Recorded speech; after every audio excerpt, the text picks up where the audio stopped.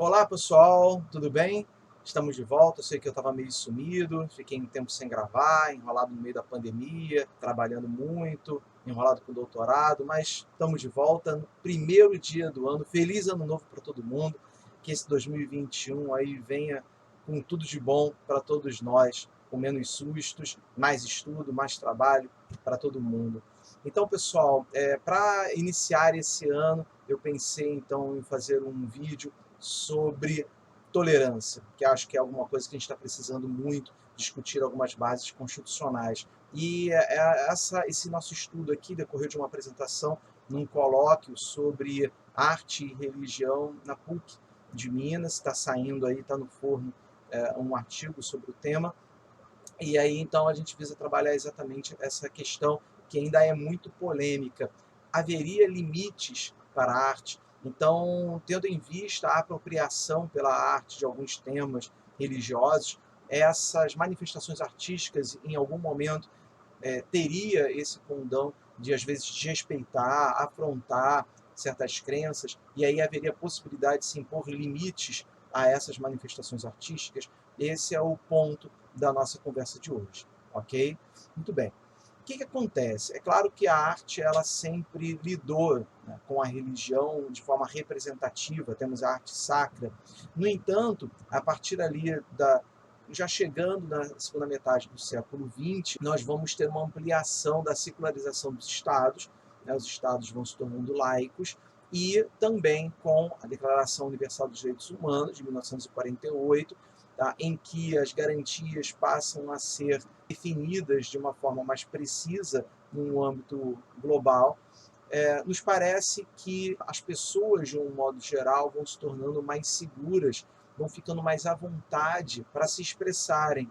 Tá? E aí nós temos também um fenômeno em que a religião, até inclusive em razão dessa secularização, ela vai deixando de estar no espaço público e começa então a se inserir mais no âmbito privado, enquanto realização da personalidade, principalmente a arte popular, a arte pop, ela vai se apropriando de determinadas manifestações religiosas, temas, personagens, dogmas, nas suas manifestações artísticas. Então, principalmente nas artes plásticas, no cinema, nos quadrinhos, nós vamos ter essa apropriação, vamos colocar assim, herética, tá? Considerada por muitos como blasfêmias, no sentido de que há um certo desrespeito, porque como elas se apropriam, tá, dessas manifestações religiosas, quase no sentido de humanização do sacro, em que começa a se olhar sobre temas da religião segundo um viés mais humano, segundo um viés mais mundano, tá, em que esses personagens começam a ter sentimentos humanos ou passam por situações mundanas. Para aqueles que integram comunidades de fiéis, crentes, muitos se sentem desrespeitados na sua fé, na sua religião. E aí começa a ter situações de conflito, inclusive se exigindo intervenções jurídicas, políticas, de censura, de banimento de certas obras. Okay? Então é possível verificar ao longo, né, do século XX, e aí então até os dias de hoje, esse tipo de manifestação artística. Então nós vamos ter ali, como por exemplo, filmes, como A Última Tentação de Cristo, do Scorsese, em que Jesus é retratado como alguém que tende ali a dúvidas, a questionamentos, né, as tentações mundanas, tá certo? Nas artes plásticas nós tivemos situações como Santa Virgem Maria, de Crisófilo, em que ele expôs, ele fez um quadro em que retratava uma Nossa Senhora negra, mas com pinturas em que era utilizada fezes de elefante e ao redor imagens pornográficas. Tá? Então, essa obra foi proibida em vários museus do mundo, criou muita polêmica em torno da obra, em razão de estaria se desrespeitando a imagem de Nossa Senhora. E tivemos o caso, né, também da Escola de Samba Beija-Flor de Nilópolis, em 1989, em que também queria se retratar um Jesus Cristo mendigo, morador de rua, junto com outros mendigos, e aí a Arquidiocese do Rio de Janeiro conseguiu proibir, e aí então o carro alegórico teve que desfilar com um saco preto em cima. Tivemos uma obra também dentro das artes plásticas, uma obra de André Serrano chamada Peace Christ, de 1987, em que ele faz uma imersão, ele coloca um crucifixo numa tigela que encenaria como se fosse uma mistura de urina e sangue. Tudo isso, né, sempre em torno de muita polêmica. Nos quadrinhos também não é diferente. Então nós temos o quadrinho do Garcienes, Preacher, em que ele retrata um pastor que perdeu a fé e que ele descobre que Deus abandonou a humanidade. Então ele vai em busca de Deus para descobrir por que ele nos abandonou. E além de várias questões polêmicas sobre a Igreja Católica. Tem uma obra muito bacana do Carlos Ruas que se chama O Boteco dos Deuses, em que é o Deus cristão com outros deuses no boteco, batendo papo e falando de questões também mundanas. É amigo do demônio, né, e tem várias piadas em torno da humanidade e várias questões consideradas sagradas por parte dos fiéis, certo? Então, tem vários exemplos, né? Monty Python e A Vida de Brian também, que trata daquele período ali de Jesus, um sujeito que é confundido com Jesus e passa por uma série de situações. Então, nós vamos ter o uso, a apropriação de temas religiosos, muitas vezes de forma política, para se questionar ali questões raciais, questões de gênero, ok? O uso ali de temas religiosos para fomentar esses questionamentos. Podemos ter simplesmente a ideia de transgressão, tá? Ou simplesmente também a questão do humor, como mais recentemente, tá? Especial de Natal de 2020, do ano passado, do Porta dos Fundos, né, em que ele retrata um Jesus Cristo voltando de uma viagem com um amigo, né, em que se suscita ali a possibilidade de uma relação homossexual. Então teve todo um movimento, né, de censura, entraram com uma ação, até que se chegou ao Supremo Tribunal Federal, em que o Supremo identificou ali que haveria primazia da liberdade de expressão. E aí esse é o ponto, essa é a questão a ser discutida aqui. Há limites para essa liberdade de expressão? Então o artista ele pode retratar, tá, a religião da maneira que ele quiser, ainda que seja desrespeitosa? Então esse é o ponto. Então a liberdade de expressão ela tem uma garantia constitucional, né, não só nos tratados internacionais, mas também a partir ali do inciso 4º da Constituição, inciso 6 também, e que está de mãos dadas com a liberdade de crença. Então, o próprio inciso 6 do artigo 5º diz que é inviolável a liberdade de crença, né, e também de consciência. Então, tanto a liberdade de pensamento como a liberdade de crença, né, ela é garantida pela Constituição, elas estão de mãos dadas. E aí, então, em razão disso, eu tenho que perceber quais são os limites, o que efetivamente a Constituição ampara quando fala sobre a liberdade religiosa. Então, quando eu, numa obra artística, eu acabo desagradando, ofendendo, tá, um segmento religioso, eu estaria praticando um ilícito, eu estaria violando, então, essa norma constitucional. Para eu entender isso, eu tenho que entender quais são os limites, o que efetivamente a Constituição ampara no que se refere à religião. Então, veja bem, a Constituição ela ampara a liberdade de crença. Isso significa o seguinte, significa que o Estado, sendo laico, não pode impor uma religião, ok? Não pode te obrigar a seguir uma religião, tá? Assim como não pode proibir que você tenha uma religião. Então, nós temos a liberdade de acreditar no que quiser, assim como nós temos o direito de não acreditar em nada. Tá?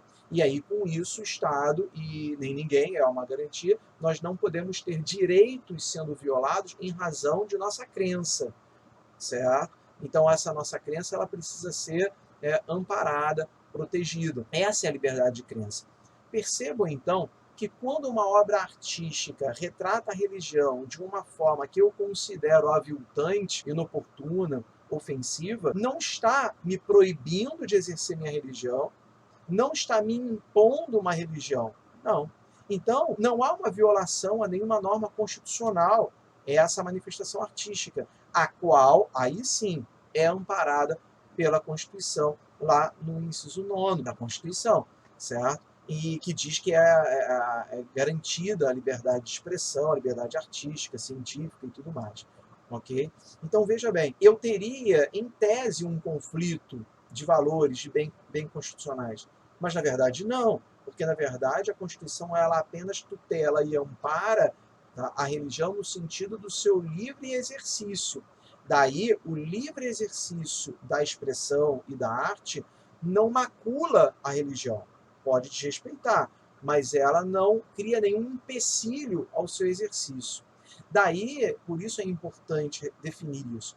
Ao se optar, ao se escolher em viver num Estado democrático de direito, nós optamos então pelo fato de que temos que aprender a conviver com as diferenças. Ou seja, devemos saber que ao conviver com as diferenças, podemos nos deparar com situações que podem nos ser ofensivas e ainda assim nós devemos aprender a tolerar essas ofensas. Tá? Então, não é qualquer comportamento que me desagrade que eu poderei considerar como ilícito ou poderei exigir algum tipo de censura sobre esse comportamento. Eu simplesmente vou ter que aprender a conviver com essas situações. Se eu não gosto daquele filme, se eu não gosto daquela obra, eu não assisto. Então eu posso até considerar que pode ser aviltante, pode entrar numa questão ética, moral, só que essa moralidade não pode se sobrepor à questão jurídica, à garantia constitucional da liberdade artística e de expressão. Essa liberdade ela só vai ter limites caso a obra, a manifestação artística, essa minha opinião, for ofensiva ao religioso e não à religião.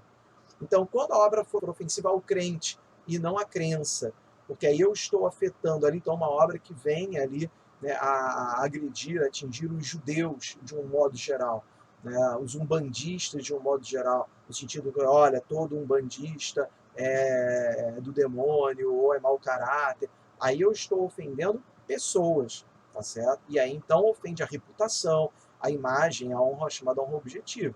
Isso é uma coisa. Ou se a obra tem algum condão ali, tem a potencialidade de incitar condutas lesivas ou perigosas ao crente, ao culto, ao templo.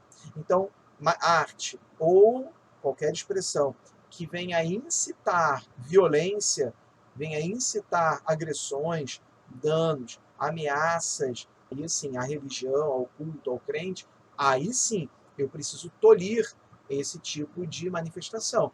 Então, uma obra que venha a incitar depredações a templos, tá? Aí então eu vou ter uma situação ali em que precisa ter ali limite, precisa ter uma censura e uma intervenção efetiva do judiciário, não só para tolir, mas como também até mesmo para sancionar esse comportamento, que não é um comportamento que eu devo considerar apenas como uma afronta à minha crença, mas aí sim é um comportamento que lesiona ou coloca em perigo um bem jurídico efetivo, que é a segurança, a integridade física, a integridade patrimonial daquele segmento religioso, como muito bem coloca John Stuart Mill.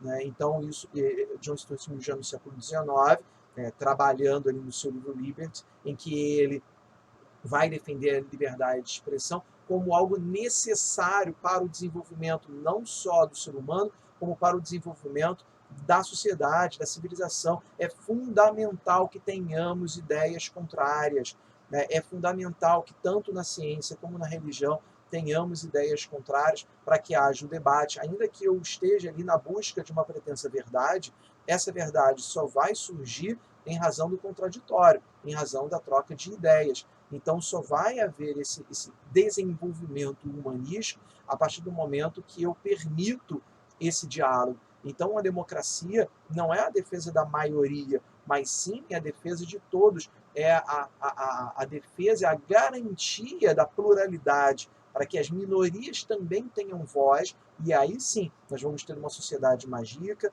mais tolerante, mais respeitosa, que é exatamente o que a gente deseja e precisa, né, não só no nosso país, mas no mundo de uma forma geral, para evitar situações como ocorreu em 2015, né, no jornal francês, em razão de charges, né, lá e a cultura muçulmana, certo? Então, nós vamos ter situações, e aí, no caso, o jornal Charlie Hebdo, em que 11 pessoas foram mortas em ataque terrorista, em razão dessas charges. Então, esse tipo de violência é que tem que acabar para que tenhamos não só uma sociedade, mas um mundo mais civilizado, mais tolerante, em que haja o diálogo e o respeito para com o próximo. Então, é exatamente o que a gente precisa é de empatia, de alteridade, para termos, então, um mundo melhor. E aí, por isso, quando a gente pede, então, que nós tenhamos um 2021 melhor, temos que pensar em como nós devemos nos melhorar, como nós devemos ser mais tolerantes e respeitar, então, essa crença, não só as crenças, mas as artes, a liberdade de expressão, necessariamente plural em nossa sociedade. Meus caros, espero que tenha colaborado com a reflexão sobre um tema tão polêmico. Então, mas não deixe de se inscrever no canal, deixar um joinha. Se você não gostou, pode deixar um joinha também. Tá? E aí, bom, esse ano vamos ver se a gente consegue se organizar para colocar mais vídeos. Então, se vocês tiverem alguma dúvida, tiver alguma questão sobre o tema, pode colocar aqui nos comentários, que a gente vai debatendo de forma democrática. Um grande abraço e feliz 2021 a todos.